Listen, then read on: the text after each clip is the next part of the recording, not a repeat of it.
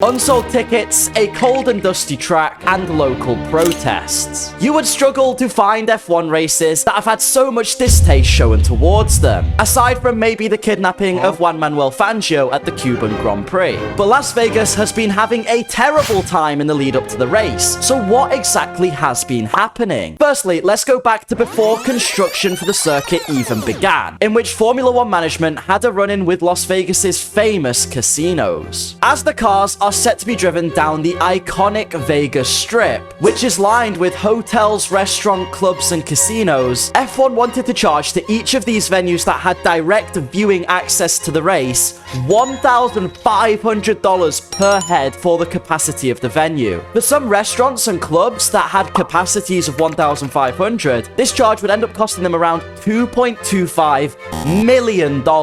Of course, business owners were furious at the proposition. They hadn't asked to be next to the Grand Prix, and this first controversy would set the precedent going forward for what was to come. Thankfully for the businesses, F1 dropped its monetary demands, and now we can fast forward to the construction of the Grand Prix. Across the globe, Formula One set up and pack away a lot of 3-day Grand Prix, but to race down the Vegas Strip was a logistical nightmare like no other. Huge amounts of changes needed to take place before the race happens, with major resurfacing to the strip having to be done. As well as this, construction of the grandstands needed to take place, and this ended up blocking many major Las Vegas tourist attractions. So many tourists who didn't care for the Grand Prix and had just come to Vegas were furious that they'd missed out on such iconic landmarks, as well as local residents not happy with the disruption, especially those that weren't interested in the Grand Prix, with many of them asking why not just build a permanent circuit in the outskirts of the city, which is surrounded by vast amounts of desert land.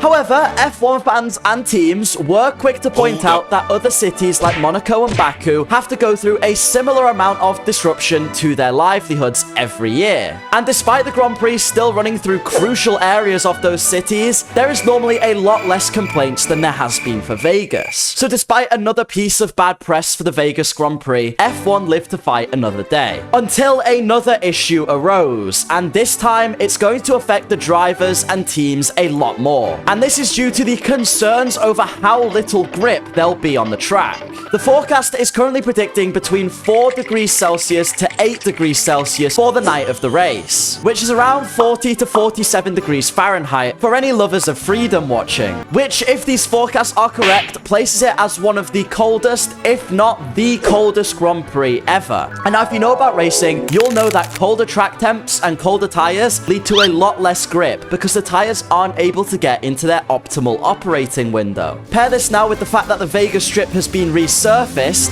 and with the large amount of tracks that have been going through resurfacings recently, and the drivers complaining that every time it happens, the track is extremely slidey, and the fact that there's going to be dust blowing in from the desert, which will give even less grip, it could start to become a serious concern for the drivers and teams. But this is not even the end of the mayhem, as now we get onto something that's leaving fans furious. The price of tickets is always a hot topic in F1, and usually the later you leave it to get them, the more expensive they become. But Vegas has encountered a problem. Tickets are not selling. With the lack of excitement left in the season, for example, no real championship battle left, the already pricey Vegas tickets have not sold well at all, with prices now just before the Grand Prix reportedly plummeting, and fans who've bought tickets earlier in the year are furious and demanding refunds. The last thing any F1 race wants is no one showing up, and the Las Vegas GP seemed to do everything in its power to do this. Pair this with the awful airing times both locally and globally in relation to where F1's largest audiences are, and something tells me that despite its contract renewal, the Vegas GP, like it was in 1981, won't be long for this world. But hey, let's hope I'm wrong for F1's sake, and we get an amazing race. Please subscribe if you enjoyed this video. I'm trying to go for 50,000 subscribers. Goodbye.